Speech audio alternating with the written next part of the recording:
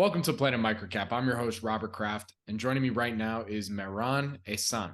He is the president and CEO of Permex Petroleum. It's a publicly traded company. I got two symbols for you: OIL, oil, on the CSE, and OILCF on the OTCQB.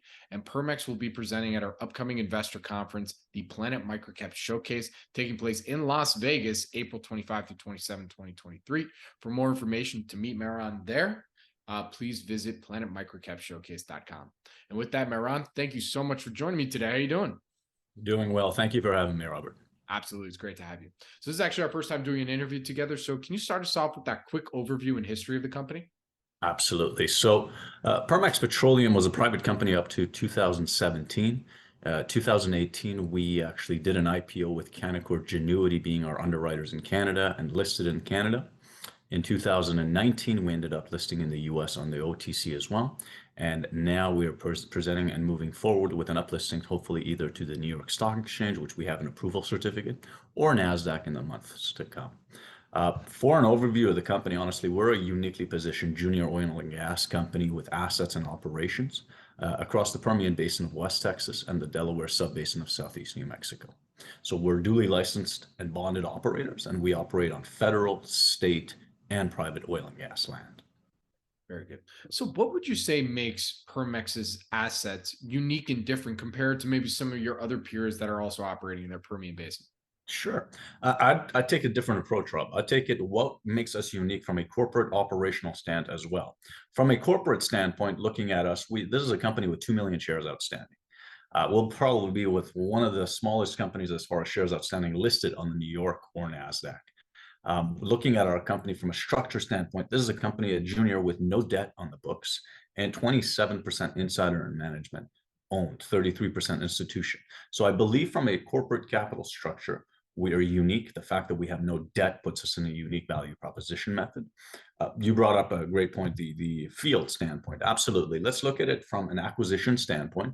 We acquired our assets during multiple down cycles. So typically we paid pennies on a dollar. We consider that one of the unique value propositions that Permex brings to the table is a unique value concept of acquiring them. We believe we've land banked from an oil and gas acquisition standpoint. Then you look at the assets themselves. These are not in the outskirts of the Permian Basin. The people that understand what the Permian represents, Permian Basin is a majority producer of oil and natural gas in the US. And when you break down the Permian in Texas, Martin County is the second largest oil and gas producing county in the entire state of Texas. Permex as a junior, its flagship property is in Martin County.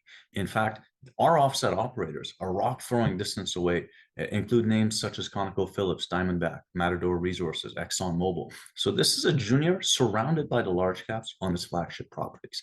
That on its own is quite unique. It's a matter of now tapping in and opening the value of these properties through development and CapEx incorporation.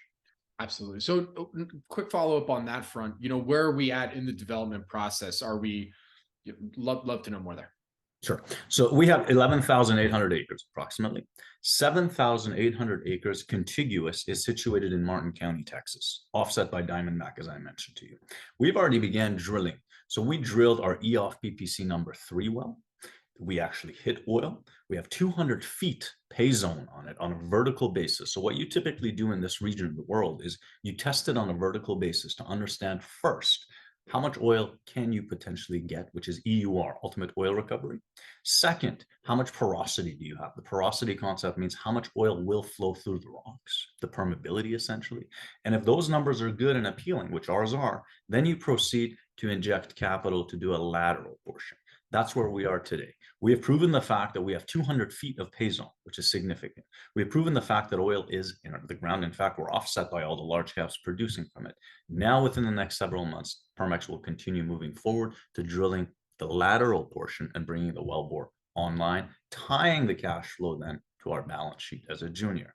These will occur simultaneously as we look from a corporate standpoint to uplist to the New York Stock Exchange or NASDAQ, depending which one is more favorable towards our shareholders. Keep in mind, NYSE is already approved. We have the certificate. NASDAQ works on does not work on a Black-Scholes model, which essentially allows us to raise less capital should we need to qualify for it, thus diluting less. Our number one goal has always been, do not dilute our shareholders. That is why we are the biggest shareholder. That is why we have 2 million shares outstanding, approximately. Very good. And what was your background prior to founding Permex? It was private equity. It was private equity in the oil and gas sector. I've brokered deal in the private sector on MLP basis, so master limited partnerships would typically work with midstream companies such as EQT. West Virginia was a region that I worked on the pipeline side for a period of time, then started doing direct participation programs with ConocoPhillips. It's very quick that you learn the industry when you lose capital with other operators. And that is when we began partnering with other team members, such as geologists and engineers in this area. I mean, you look at our team, we have individuals that were the president and chairman of Gulf Oil Canada, which is JP Bryant. You look at Jay Lendrum, used to be president and founder of Ironwood Oil and Gas, which sold to Conoco for in excess of $3 billion, if I'm not mistaken. You look at Doug Urch, who's the vice president of Bankers Petroleum, used to be, now it's PetroTal, a company producing over 20,000 barrels of oil a day equivalent. So we have the right team, we have the right assets, and we've acquired them at the right price. It's a matter of now moving this company to the next stage and unlocking the value. And let me end on this note for you. When you look at our company, there's multiple ways you can put a value on an oil and gas company. This is a company, like I said, no debt. It has over 200 million worth of reserves in the ground, proved reserves. It has over 490 million of proved and probable reserves in the ground, and its market cap is less than 10 million.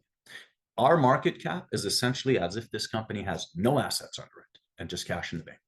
That is the way it has been, unfortunately. But moving to a national exchange, allowing the markets to react to every type of catalyst that we put forward, material catalyst to grow the company, I believe will unlock the value of this company.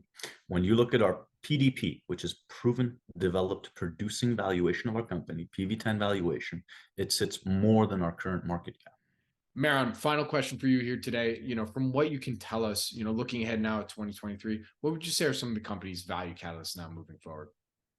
Looking at it from a macro standpoint, it's in a great position. A lot of analysts believe we're in a super cycle. If you go past 200 years, you'll notice we've had multiple super cycles. It's positioned the oil industry in that cycle. So how are we going to take advantage of that tailwind? Bringing production on. We, from an operational standpoint, will unlock through drilling and development of our acreage. We have 60 locations to drill and develop. Keep that in mind. Across 7 oil and gas fields from West Texas to Southeast New Mexico. From an operational standpoint, it is our job as operators to start unlocking it, thus tying in the cash flow to our EBITDA, to our balance sheet, proving to the market the assets as far as generating income and creating value for shareholders. From a corporate standpoint, it is our job to continue growing this company, and that's what we're going to do. By staying on an OTCQB, I have nothing against the OTC markets, they're fantastic. But the OTCQB is not an exchange for oil and gas companies. We believe, again, and on an exchange where a lot of US brokers can't even participate in the company, it is not where we will be unlocking the value. It's on either the New York or NASDAQ. And again, we will move forward to do so. Participants can review our S1 filings to understand that we've applied for the NYSE, have the approval already. Now we've applied for NASDAQ, hoping to obtain the approval over the next several weeks, and then choose the best route that would minimize our shareholder dilution to move forward. Very good. Well, Mehran, with that, where can our audience go and find more information on Permex? I believe they can go on our permexpetroleum.com, on our IR website, as well as Redchip being our investor relations company. Very good. Well, Mehran, thank you so much for joining me here today. Really do appreciate it. Good luck, stay safe, and I'll see you in Vegas. Will do. Thank you.